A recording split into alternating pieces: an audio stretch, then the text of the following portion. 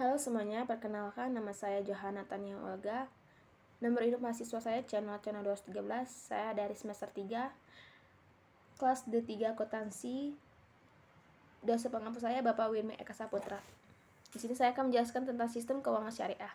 Yang pertama itu adalah kita harus mengenal tentang konsep memelihara, memperoleh, dan menggunakan harta kekayaan dalam Islam. Terdapat konsep untuk memelihara kekayaan agar bisa dimiliki manusia dengan syariah, sehingga harta yang dimiliki halal dan sesuai dengan keinginan pemilik mutlak dari harta kekayaan tersebut, yaitu al-SWT.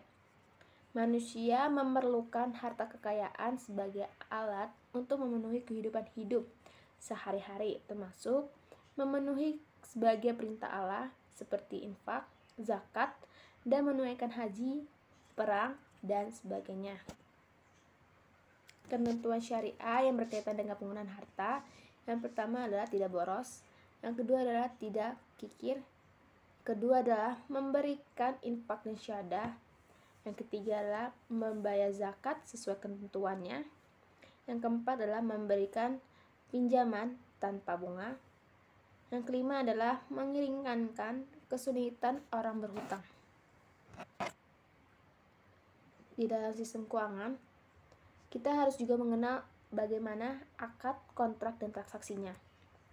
Di dalam akad atau kontrak transaksi, fikih muamalah membagi akad menjadi dua bagian, yaitu akad tabaru dan akad tijarah. Akad tabaru ini adalah gratuitation konteks, dan sedangkan akad tijarah yaitu konvensional konteks. Akad tabaru dilakukan dengan tujuan tolong-menolong dalam rangka berbuat kebaikan. Pihak yang berbuat kebaikan akan mengharapkan imbalan dari al-SWT. Sedangkan akad tijarah atau disebut dengan konvensional konteks adalah perjanjian yang menyangkut transaksi memperoleh keuntungan. Berdasarkan tingkat kepastian dari hasil yang diperoleh, akad tijarah dapat dibagi menjadi dua kelompok. Yang pertama, natural konteks, dan kedua adalah natural certain konteks. Yang pertama ini adalah natural uncertain konteks, adalah salah satu jenis kontrak transaksi secara alamiah yang mengandung tidak kepastian dalam memperoleh keuntungan. Yang kedua adalah natural certain konteks. Natural certain konteks adalah salah satu jenis kontrak atau transaksi dalam bisnis yang memiliki kepastian keuntungan dan pendapatnya. Di dalam akad harus memenuhi ketentuan rukun dan syarat sah suatu akad. Ada tiga, yaitu pertama pelaku, kedua objek, dan ketiga adalah ijab kabul. Dalam akad harus memenuhi ketiga tersebut. Yang pertama itu pelaku, yaitu para pihak yang melakukan akad. Kedua, objek akad merupakan sebuah konsekuensi yang harus ada dengan dilakukannya sebuah transaksi tertentu.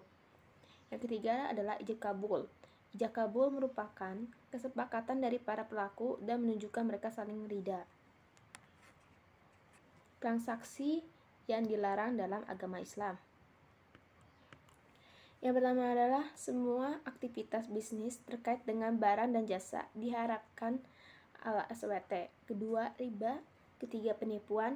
Keempat, perjudian. Kelima adalah grahar atau transaksi yang mengandung ketidakpastian. Keenam adalah itikar atau penimbunan barang.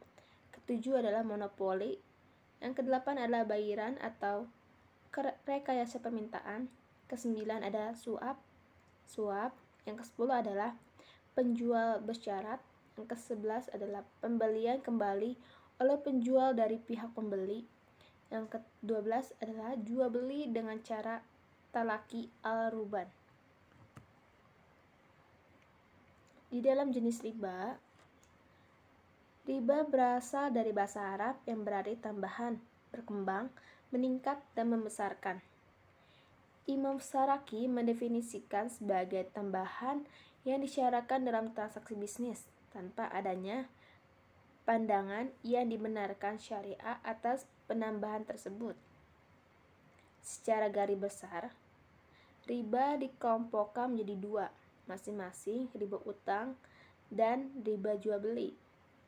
Riba yang pertama menjadi riba korda dan riba jahiliyah. Yang kedua, riba jual beli yang dikelompokkan menjadi riba fadlah dan riba nasi'ah.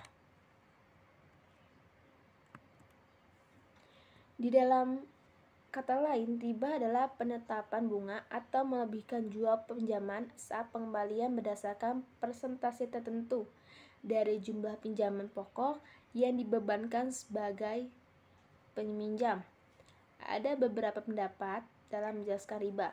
Secara garis umum, terdapat benang merah yang menegaskan bahwa riba adalah pengembalian tambahan, baik dalam transaksi jual beli maupun pinjam meminjam secara batil atau bertentangan dengan prinsip muamalah dalam Islam.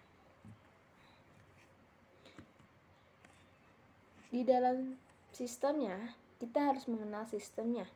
Yang sistemnya itu yang pertama adalah pelarangan riba, kedua pemberian risiko, ketiga menganggap uang sebagai modal potensial, yang keempat adalah larangan melakukan kegiatan spekulatif,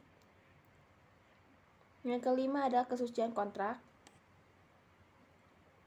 yang keenam adalah aktivitas usaha harus sesuai dengan syariah.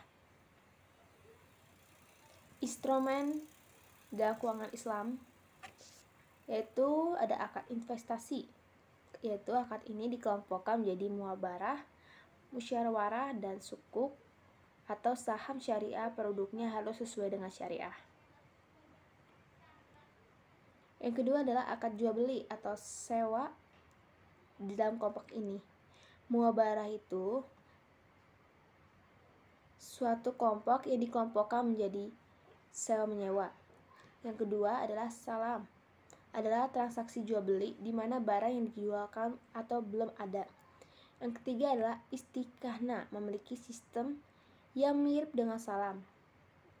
Yang keempat ada ijarah, adalah akad sewa menyewa antara pembeli objek sewa dan penyewa untuk mendapatkan manfaat atas objek sewa yang disewakan. Yang terakhir ada akad lainnya. Akad lainnya itu yang pertama adalah saraf, adalah perjanjian jual beli suatu valuta dengan valuta lainnya. Kedua adalah wadiyah. Yang ketiga ada qardu hasan. Yang keempat adalah al-wakalah, adalah jangka pemberian kuasa dari satu pihak ke pihak yang lain. Yang keempat adalah kafalah. Yang kelima adalah kifalah, adalah pengadilan utang atau piutang dari pihak pertama. Al-mulil, kepada pihak lainnya. Al-muhalil aliyah, atas dasar saling mempercayai. Yang terakhir ada rakan, merupakan sebuah perjanjian pinjaman dengan pinjaman aset.